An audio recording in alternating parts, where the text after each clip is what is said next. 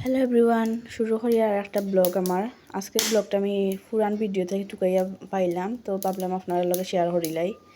তো এদিন আমরা গেছিলাম গিয়া গ্র্যান্ড সুলতান রিসোর্টের ভিতরটা কিন্তু খুব সুন্দর লাগছে, আর ভিতরটা কিন্তু খুব বড় এরিয়া লইয়া করছে।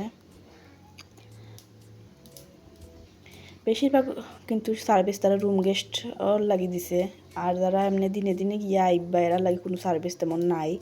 ওদিকে গেলে হইব নিষেধ, আবার এদিকে গেলে হইব নিষেধ, ওটা করলো। এরপরে হইলো আমরা গেছি গ্র্যান্ড সুলতান থেকে বার হয়ে গেছি, আমরা বেশি সময় গেছে না। তারপর গেলাম লেমন গার্ডেনের ক্লিপ নেওয়া হয়েছে না। ওখান থেকে বার হয়ে আমরা দুপুরে খানির লাগে আমরা এলাম চামাং রেস্টুরেন্ট শ্রীমঙ্গল।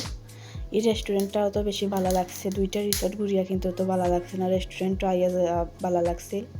আর প্রাকৃতিকভাবে কিন্তু খুব সুন্দর খোলামেলাভাবে সাজাইলা ছিল রেস্টুরেন্টটা। বোঝা গেছে নিজের ঘরে বইয়া খাইয়ার লাগান লাগছে। আর রেস্টুরেন্টের উপরে দিয়ে চাদর মাঝে কিছু লাইট লাগায়, লাইট কিন্তু খুব বেশি সুন্দর হয় পিকচার তুললে আর ভিডিও করলে। তো খানি শেষ হওয়া বাদে আমি ভিডিও ক্লিপ নিয়েছি। এখনও খানি চলে,